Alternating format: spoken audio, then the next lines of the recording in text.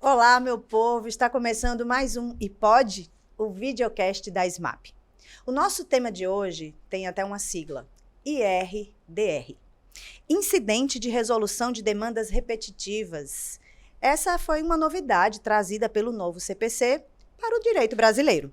A proposta é uniformizar as decisões em casos semelhantes. Aí você pode estar se perguntando, Mônica, e o que é que eu tenho a ver com isso? E eu respondo, absolutamente tudo.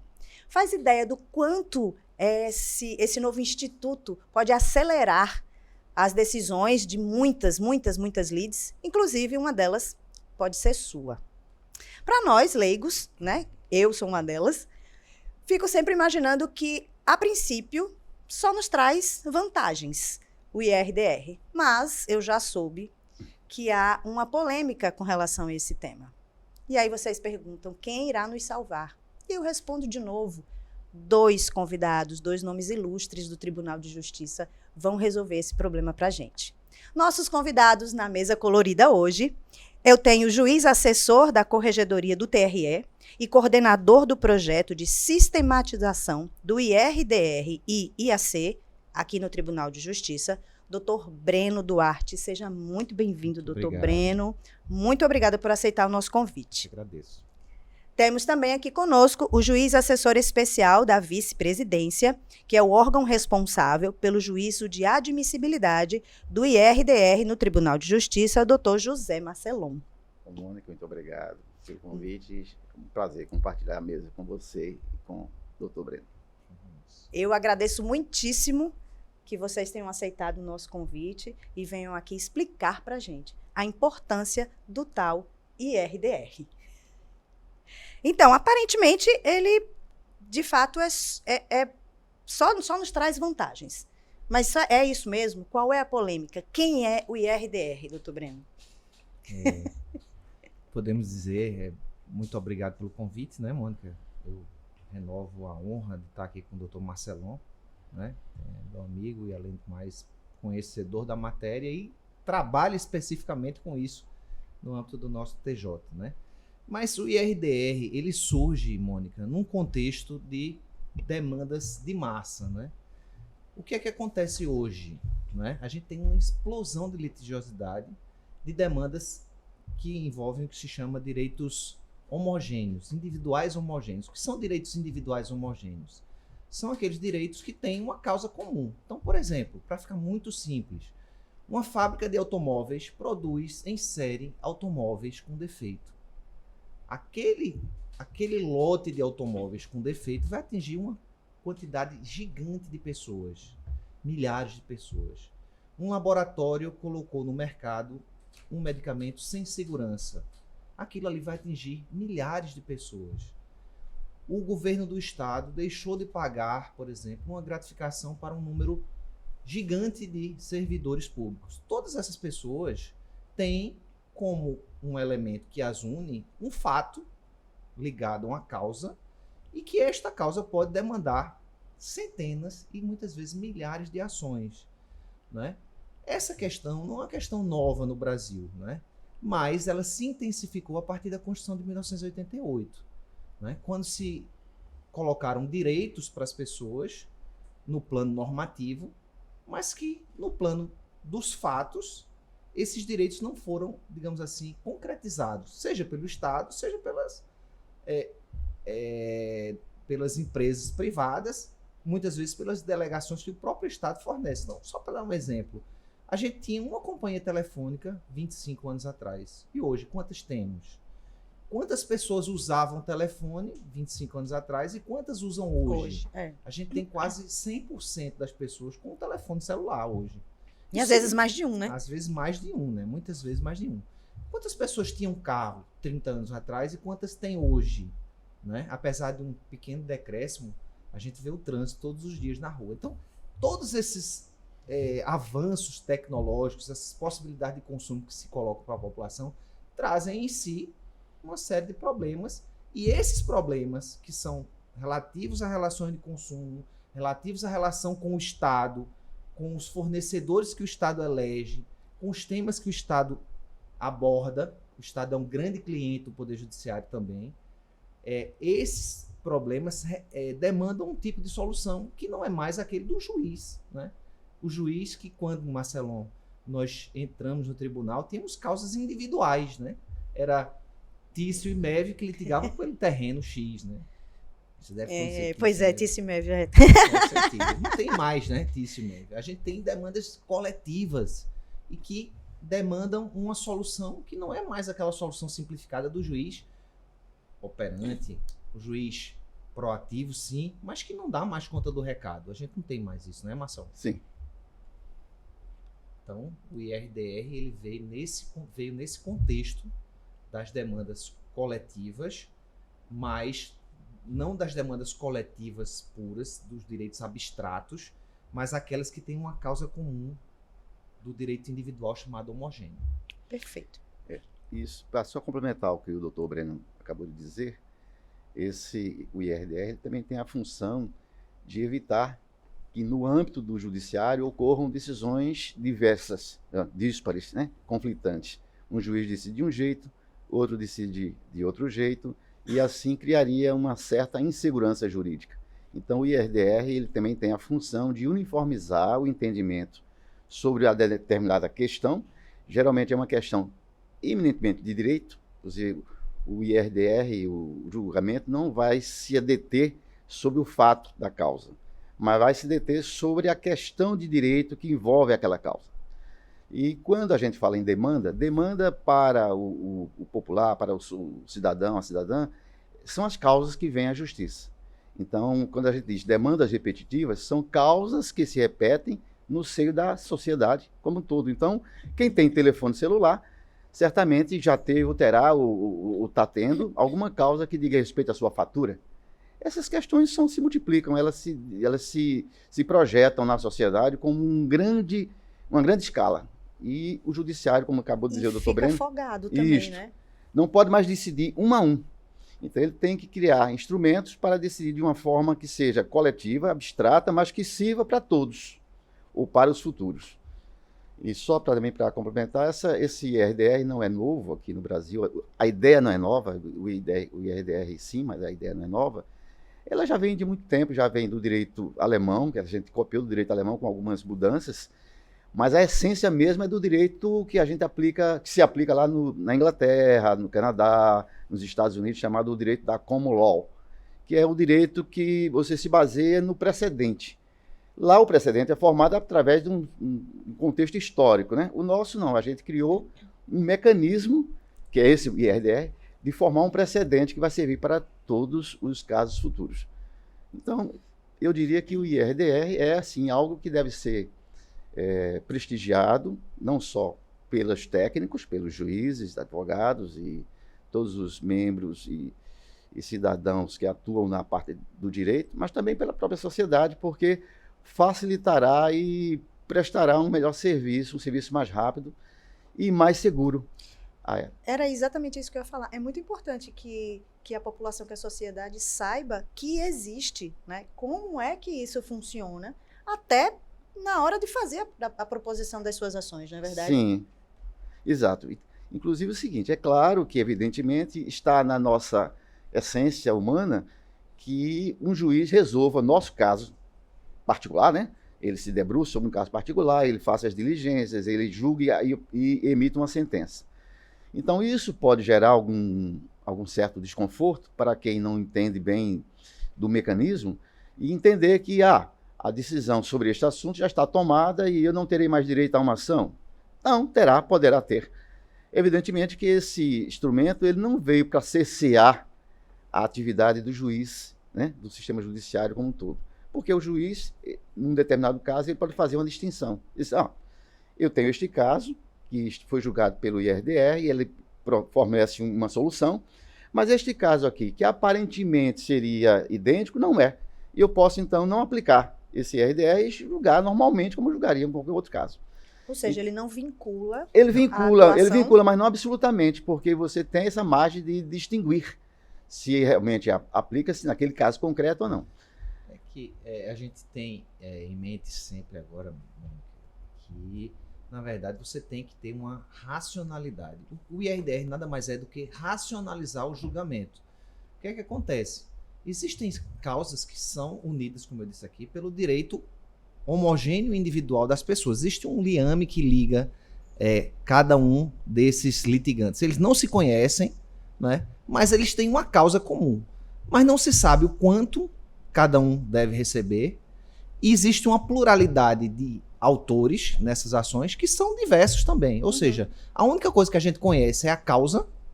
Por exemplo, a fábrica de automóveis X, o laboratório do medicamento Y, a operadora de telefonia Z. A gente sabe quem é o réu, mas a gente não sabe quem são os autores que foram afetados por aquela ação. Em que grau, assim. né? Em que grau cada um foi afetado, isso pode ser diferente, né? E a gente não sabe o quantum que isso vai provocar para cada um. Cada pessoa pode ter uma solução diferente. Você pode ter o telefone cortado no momento em que você precisava chamar uma ambulância. É uma ação. Outro pode ter uma outra situação. Então, essas diferenças entre as pessoas é que gera o grande gargalo do Poder Judiciário. Porque se a gente consegue uniformizar, o que é que o IRDR faz? Ele unifica, né, no plano normativo, digamos assim, a razão de decidir. Sim, aquilo que foi decidido, né, num caso, que a gente chama causa piloto, aquilo serve para outras causas idênticas. Então, é preciso que o judiciário, e aí é uma questão de aprimorar o sistema, tenha cada vez mais esmero em escolher as causas piloto. Qual é a causa que é representativa do maior número possível de demandas? Então, o sistema, ele é, assim, pensado, digamos assim, construído a partir de ideias muito boas. A concretização dessas ideias é algo muito difícil, porque o direito é um sistema cultural. Então, por exemplo, a gente hoje tem ainda uma certa dificuldade, né, na implantação. Por exemplo, o nosso tribunal tem apenas 5 IRDRs em andamento hoje no nosso tribunal. Em todo o estado. No estado todo. 5. Alguns tribunais de médio porte têm mais demandas. Outros de grande porte têm um número gigantesco de incidentes de resolução de demandas repetitivas. Agora, a gente tem aqui casos emblemáticos, assim, só aproveitando o ensejo, eu sei que o seu público, o meu público, o nosso público aqui do podcast se interessa muito também pelos casos concretos, pelo impacto que isso pode causar. A gente tem casos muito relevantes aqui, como, por exemplo, o julgamento do IRDR, no caso que é um IAC, a gente tem uma questão de fungibilidade, que depois eu posso dizer o que é. Essa e vamos coisa explicar para o pessoal o que é IAC. Incidente de Assunção de competência. Viu que eu estudei? Que é uma coisa muito parecida, só que enquanto um já tem que ter como pressuposto, como requisito, digamos assim, uma quantidade de demandas já repetidas, o IAC ele visa prevenir ações futuras, né? Ele visa prevenir ações que iriam no futuro se transformar em demanda de massa. Então o IAC ele puxa esse tipo de demanda, mas a regulamentação, o passo a passo é muito parecido. Inclusive um pode ser recebido pelo outro dependendo do momento, né? Então a gente tem o IAC aqui que é parecido e com essa diferença, inclusive tem essa fungibilidade que pode um ser recebido pelo outro, que é a questão do autismo, por exemplo. Se o plano de saúde deve ou não atender a pessoas portadoras do espectro autista e qual é o tratamento que deve ser oferecido. Você imagina o impacto disso para todo mundo. A gente tem uma hoje, Marcelão, em andamento também, está no gabinete aqui do tribunal, que diz respeito, por exemplo, aos professores. Certo. Se o piso nacional deve ser aplicado aos professores contratados do Estado, que são muitos, são milhares, e que tem milhares de ações que tramitam na segunda vice-presidência, por exemplo, no primeiro grau de jurisdição, nos juizados especiais, e que poderiam, assim, um julgamento, se feito da forma adequada para atingir o maior número de demandas, resolver talvez milhares de processos de mesma natureza. Em vários âmbitos, inclusive. No caso do autismo, por exemplo, ele veio resolver uma questão que envolvia centenas de demandas, né? Aqui em Pernambuco. E uma delas diz respeito àquelas providências, aquelas terapias que são realizadas no âmbito escolar. Porque o plano de saúde se insurgia com relação a esse tipo de demandas de terapia, dizendo o seguinte: eu presto um serviço de assistência à saúde. Como é que eu posso estar prestando um serviço de assistência escolar? E o IRDR ele veio e decidiu que sim, porque há uma integração das terapias, e ela não pode ser, Elas não são individualizadas, né? Então, resolveu a questão, e hoje, basicamente, os juízes têm um elemento, têm uma estrutura para bem decidir essas questões. Aí você poderia me perguntar, mas isto ocorre, os juízes estão aplicando de uma forma uniforme, digamos assim? Eu diria que não, ainda existe, sim, algumas situações em que os juízes, considerando o caso em que eles têm para julgamento, eles podem divergir. Então, existem situações... As particularidades de cada caso, exato, né? Mas eu diria que ele é um norte e é uma evidência, que é o princípio que se utiliza hoje para resolver demandas de massa, justamente na área de saúde, que saímos do princípio da autoridade para o princípio da evidência, e que funciona bem, eu diria. O tribunal fez muito bem em emitir esse julgamento do IRDR, do IAC, aliás, em relação ao autismo. Né? É uma ferramenta a mais, né? Para auxiliar sem dúvida, o juiz, né? Não, e perceba, né? Dentro do IAC já podem surgir questões que demandam outros IACs, por exemplo. A gente tem hoje, o Marcelo falou de saúde, a gente tem o IAC 14, né? Que trata, por exemplo, de saúde. Por quê? A gente no Poder Judiciário tinha um tema, que era o tema 793, que tratava sobre a competência para julgar ações de saúde que envolvesse medicamento de alto custo, que é uma demanda que, assim, quase todo mundo ou tem ou conhece alguém que tem, exatamente, né? Então, esse tema, que era um tema lá do STF 793, dizia que, por exemplo, a União poderia ser integrante do polo passivo da demanda quando a demanda fosse de medicamento de alto custo, especialmente quando se trata, por exemplo, de câncer, que é CACOM ou NACOM.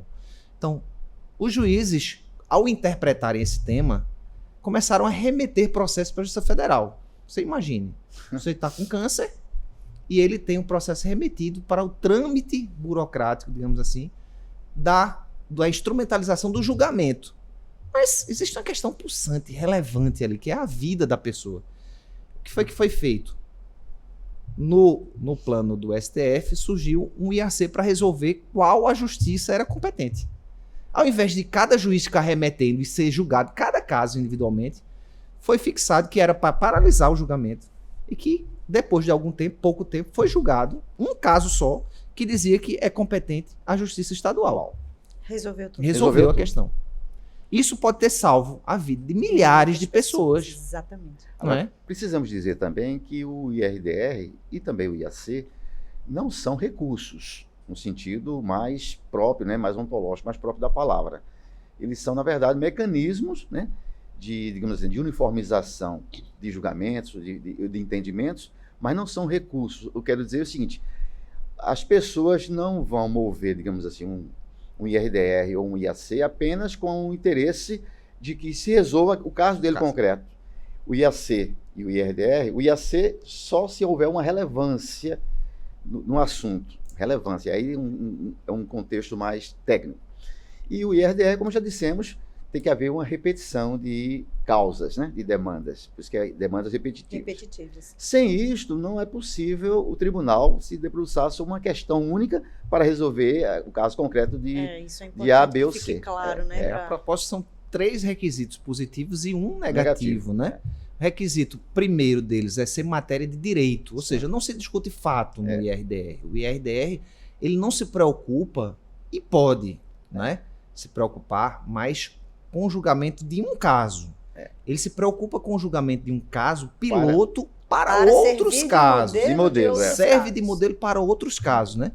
Tem que ter uma ameaça, digamos assim, à segurança jurídica, porque é preciso que haja decisões conflitantes no âmbito do tribunal. Porque se você tem uma questão que é plurima, mas que todo mundo decide do mesmo modo, não tem problema nenhum.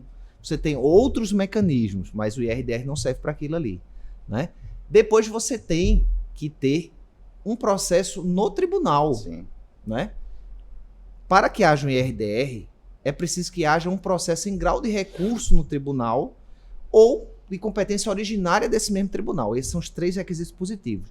E o último requisito negativo é que isso não esteja sendo discutido Em outra em outra unidade, especialmente em repetitivo, por exemplo, no STJ e no STF, né? não pode ser Então, objeto de um mecanismo, como um recurso especial, um recurso extraordinário no Supremo. Nesse caso, a gente estaria impedido de instaurar um IRDR, um IAC aqui do mesmo assunto. Entendi. Senhores, enquanto eu pesquisava sobre IRDR, para poder conversar com vocês aqui, eu li que existe uma polêmica, né, com relação ao IRDR, relacionada à constitucionalidade dele. É isso mesmo? Como é que isso funciona? Traduzam para a gente o que é isso. Existe, digamos assim, um certo debate sobre isto, porque, como falamos aqui, o IRDR ele concentra o julgamento no caso abstrato, apesar de ter um processo piloto, né? Mas, na verdade, ele julga o caso para servir de modelo aos demais. Com isto, surge, então, o questionamento no sentido de que haveria um engessamento do juiz, da magistratura, no sentido de que tiraria do juiz a liberdade de decidir, porque a questão já estaria decidida, e o juiz, eu digo que, por isso que eu já falei que isso não ocorre como se diz, na medida em que o juiz pode fazer distinção do caso que ele tem em mãos, para não aplicar o precedente do IRDR. Também se diz que frustraria o direito de ação das partes, considerando que ela, em tese, deveria ter um processo que seguisse todos os trâmites para que fosse julgado com uma sentença ao final. E existindo o IRDR pode ser aplicado de início, assim que o juiz recebe o processo, ele já pode aplicar a sentença precedente do IRDR. Fora isso, diz também que haveria uma espécie de intromissão no sistema de juizados especiais, por exemplo. Teria uma jurisdição especial e não deveria ser objeto de precedentes no tribunal, mas já se admite também que no próprio juizado se formule precedentes pelo IRDR. Em suma, cria-se então essas situações, dizendo que há uma inconstitucionalidade, mas eu quero crer que na verdade, essa é uma discussão que fica no plano meramente acadêmico. Eu diria que ela não consegue arvorar nem subsaltar sequer o ambiente judicial. É mais no plano acadêmico. No plano acadêmico, eu até acho muito bom ler sobre isso, porque eu tenho lido sobre isso, mas isso não me incomoda, nem deve incomodar a população, a sociedade, no sentido da eficácia, que eu digo que existe, e do aperfeiçoamento do julgamento que a gente está buscando com ele. Os tribunais têm que buscar esse aperfeiçoamento, e esse é um dos instrumentos que permite isso.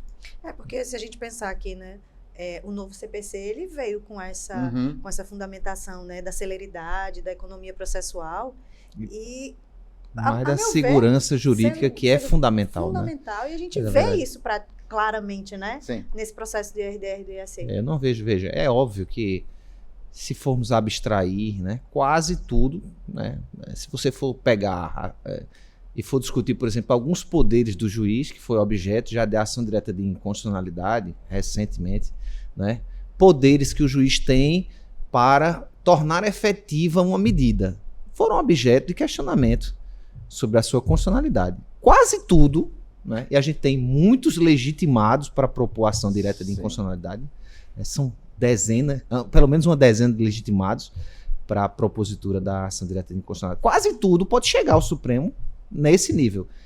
Eu desconheço a ação que questiona especificamente o artigo que trata do IRDR e IAC. Não há, né? Esse é um plano. Mas, mesmo que houvesse, não acredito que o Supremo, que também atua em IRDR e IAC, Exato. vá... É mais uma discussão doutrinária acadêmica. Né? Na verdade, a segurança jurídica, ela se projeta, digamos assim, como um bem jurídico maior. O acesso à justiça se projeta como um bem jurídico maior. E também a celeridade processual, nesse tripé, se projeta para garantir que o IRDR e também o IAC sejam instrumentos que reputo válidos quando utilizados corretamente, penso eu.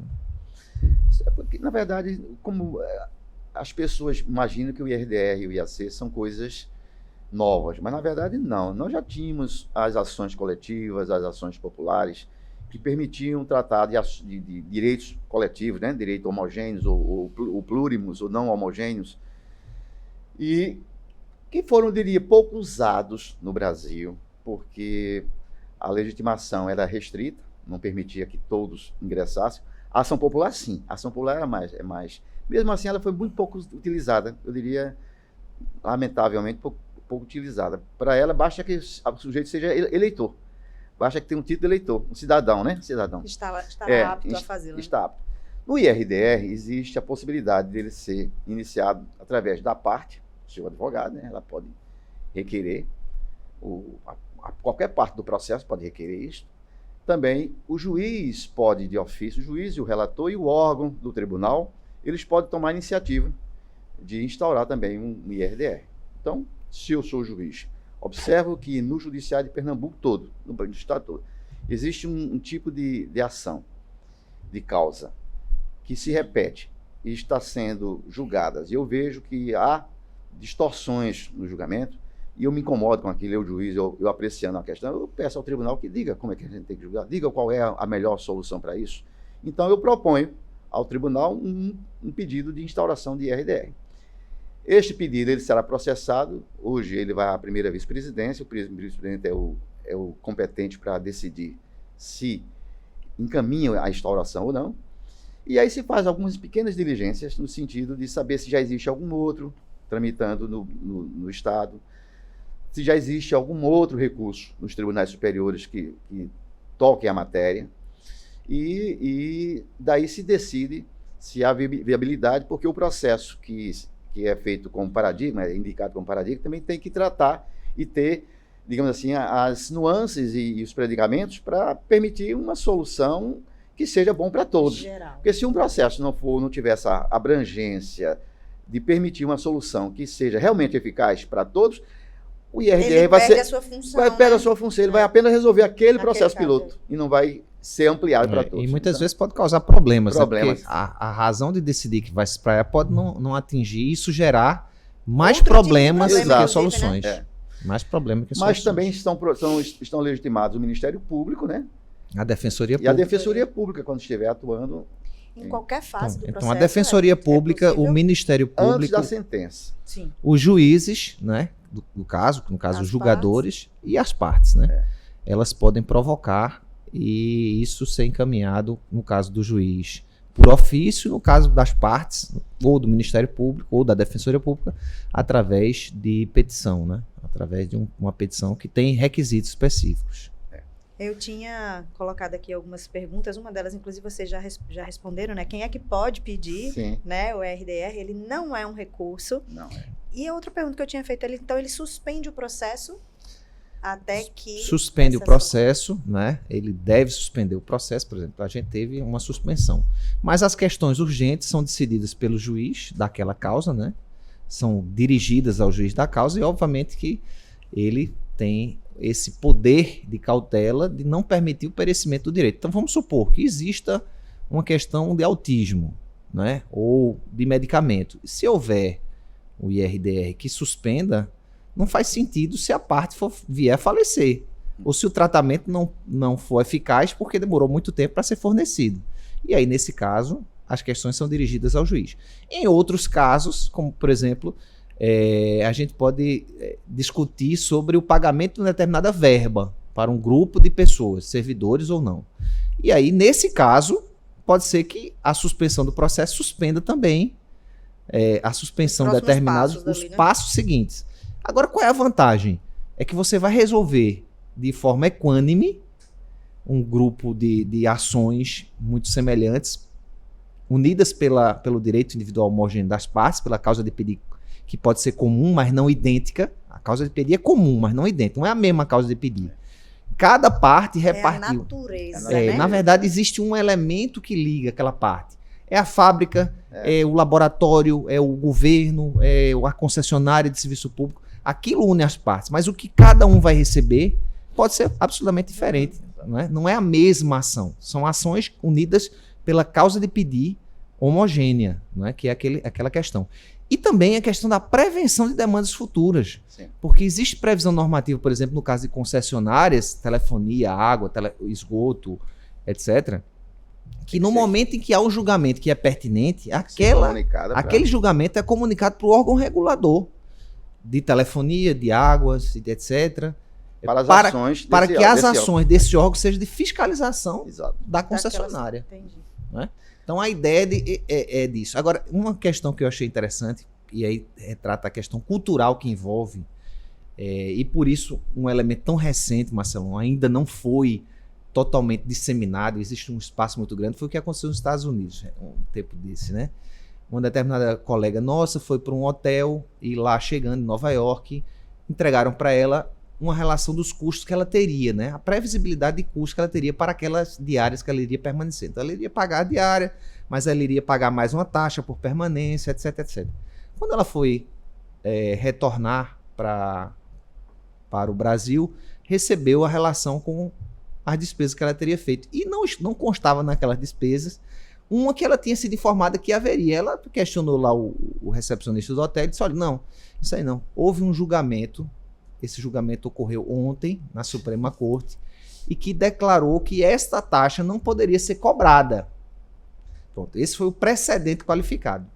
O hotel se antecipou, independente de qualquer notificação, deixou de Já não cobrar, cobrou. já não cobrou. Pronto. O que é que acontece aqui no Brasil? A gente tem precedentes qualificados que Várias. são julgados e partes que são demandantes habituais continuam propondo ações que estão infundadas, que não têm sentido.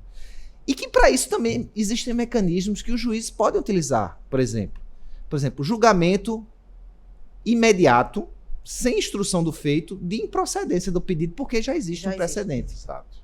Né?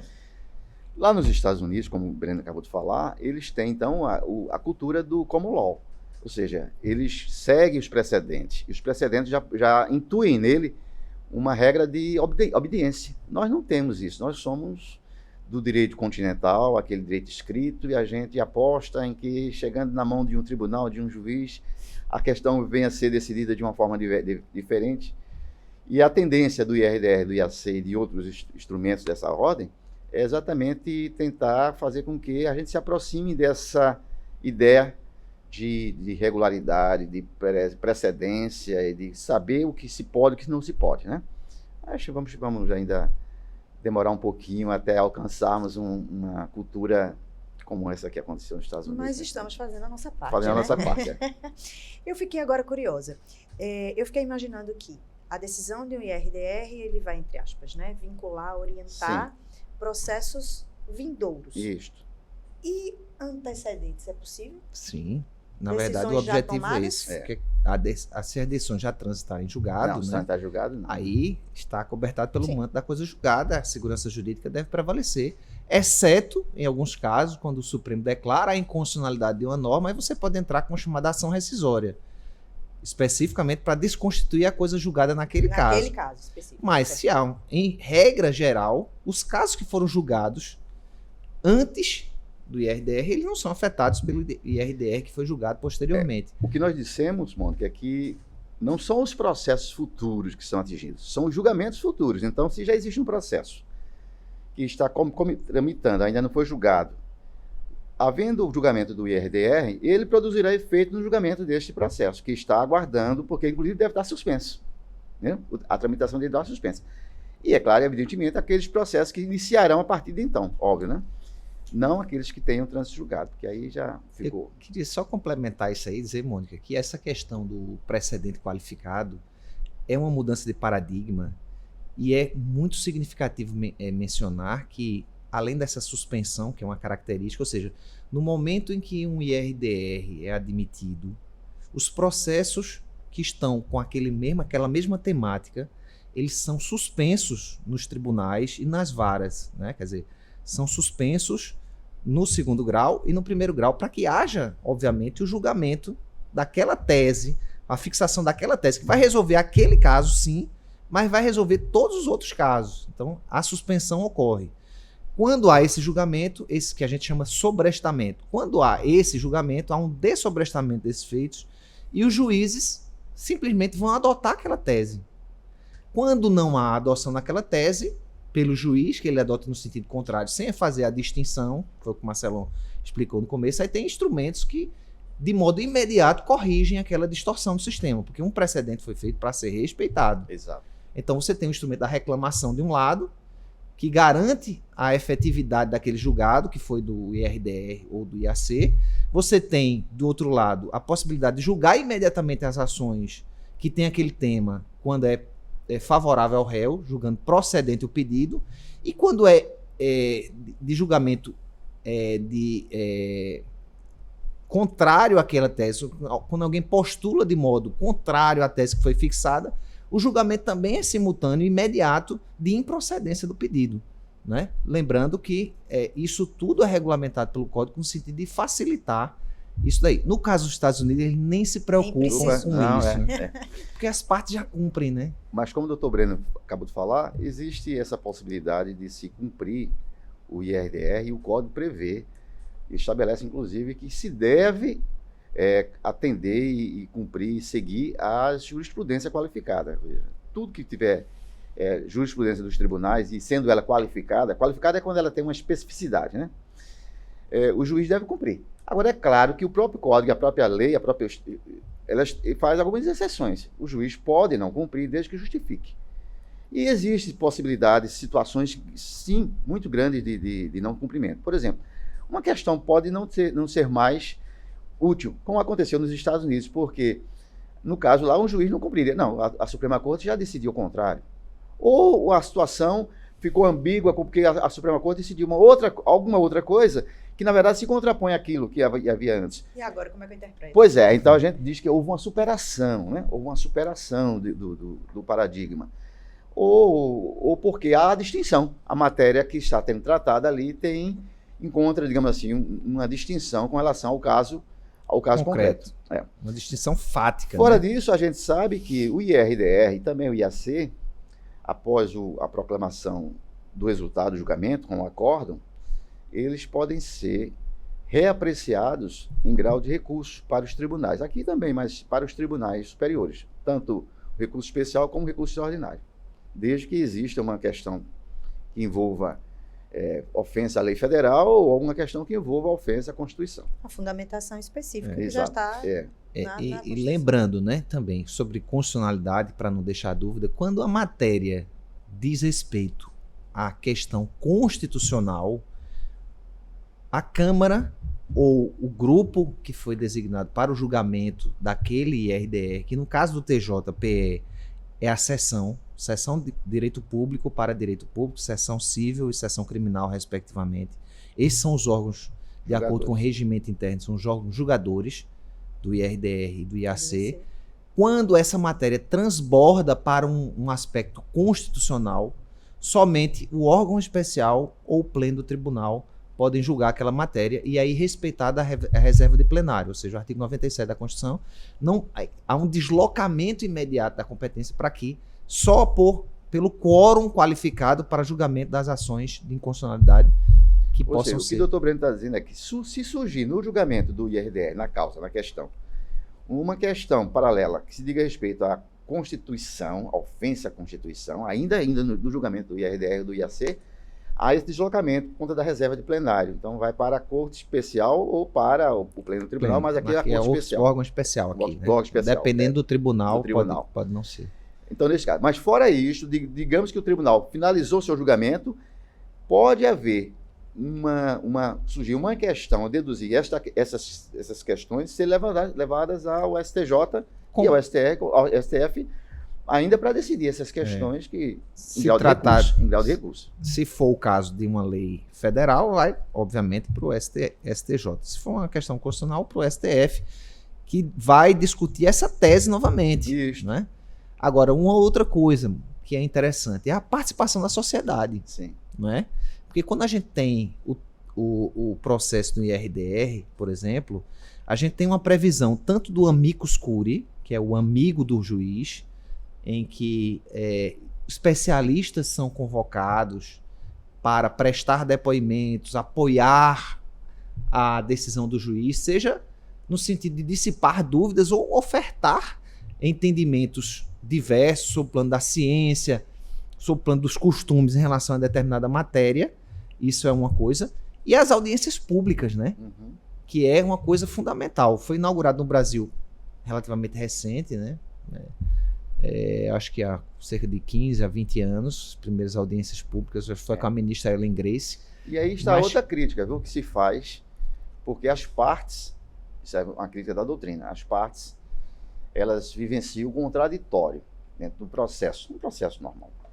E quando chega no IRDR ou no IAC, que tem essa amplitude, que eu considero que aí é uma amplitude do contraditório, porque elas se sentem como se invadidas, porque a opinião do amigo escuro ou da participação da sociedade que vem para a causa, ela é mais abrangente, porque, inclusive, ela não tem um limite, nem vai se aplicar o princípio do contraditório. Ela é mais instrutiva, né? É inquisitorial, na verdade, né? Então, o órgão julgador do IRDR ou do IAC, ele vai se cercar de todas as informações possíveis dos mais especialistas. E de fontes distintas, né? Que ele puder. E não só dentro do limite do contraditório, que é um peso e contrapeso, porque aí forma o direito no sentido da formalidade, né? E aí você pode decidir uma causa com base nisso. Aí não. Nesse caso aí você quebra um pouco esse contraditório tradicional e passa a um inquisitório, uma amplificação e tal. Por isso que vem as audiências, o doutor Breno falou, e a oitiva de especialistas. Então, no caso do autismo... Aqui tivemos. É. E dentro do autismo, você vê, a questão é tão complexa, mano, que dentro do autismo que nós tivemos aqui, já existem outras questões. Exato. Se, por exemplo... o profissional da área X pode ser aquele eleito para o tratamento Y, dentro daquilo. Já se definiu que o plano de saúde deve pagar o tratamento. Isso. Mas, dentro daquela possibilidade, será que só o fisioterapeuta, só o médico, o neurologista, ou só... Quais são os profissionais? Aí, isso é um desdobramento. Né? Ou seja, é uma questão de fato, mas não existe uma questão de fato que não esteja atrelado, digamos assim, a uma questão jurídica. Ou não existe uma questão abstrata que não esteja atrelada a uma questão fática. Porque o direito, ele tem uma vocação. A vocação do direito é o fato. Não é? Não existe uma norma que exista abstratamente. Ela só existe para o fato. Então, o fato é abstraído, qual é? A gente vai poder, eventualmente, um outro IAC, um outro IRDR, quem sabe, definir que um profissional X ou um profissional Y vai poder ou não. Isso como é que se faz? É o juiz? Não. É a sociedade, através de uma audiência pública, é a oitiva de um especialista, é o amicus curiae apresentando como as associações, etc, etc. É que nessa questão do autismo, aflorou também essa subquestão, essa subcausa, no sentido de que alguns profissionais de determinados segmentos se declararam como sendo os únicos capazes e os únicos habilitados a fornecer determinado tratamento. E é uma situação delicada, né, porque mexe com a idiosincrasia de pessoas e também o interesse profissional de certas categorias. Então, criou-se essa questão e alguém chegou a se dizer que era o único habilitado porque tinha curso em tal lugar, tal lugar, tal lugar. Bem, não é simples. Então, você vê que as questões se desdobram e cada vez mais complexas, né? É verdade. E a gente vai conversando, já vai surgindo outra coisa aqui. Eu já estou imaginando um novo podcast para a gente conversar sobre esses desdobramentos, né? Senhores, a gente está chegando no finzinho do nosso iPod de hoje. Que pena, só faltou né? Mas antes de encerrar, eu queria perguntar para vocês se existe alguma coisa que seja muito importante da gente dizer, que a gente não tenha conversado, debatido aqui na nossa mesa colorida, no nosso papo bom e útil de hoje. Bem, eu acho que a sociedade vai aprender a conviver com esse tipo de demanda e espero que alcance um nível de conscientização que a gente já vê em algumas culturas, em alguns países, né? Isso não é nem um defeito nosso, nós somos um país jovem e precisamos amadurecer, estamos amadurecendo e, como você disse, estamos fazendo a nossa parte. Acho que alcançaremos, sim, no futuro não tão longe, essa eficiência. Torcida para isso. Mônica, eu quero terminar dizendo que tudo que é novo, tudo que é diferente e tudo que dá trabalho enfrenta uma certa resistência. Seja das pessoas, né? A gente, no nosso estado de Pernambuco, por exemplo, a gente não tem nenhum IRDR provocado por parte. Né? Essa é uma peculiaridade. E a gente tem só 5 em tramitação. Tivemos outros poucos, né, que já foram julgados. Mas foram de grande relevância para o Estado. A gente teve um que tratou da contagem da pena de pessoas que estavam no sistema penitenciário. Lida com a liberdade das pessoas. Uhum. A gente teve um que tratou do autismo, que trata da saúde da pessoa. Imagina seu filho, né? Alguém querido da sua família. Veja como são caros esses temas, né? Então a gente tem questões muito relevantes submetidas a uma coisa que é nova, obviamente que vai trazer algum tipo de resistência. Mas eu faço uma comparação, né? Eu faço uma comparação. Imagine que você tem um problema na sua casa.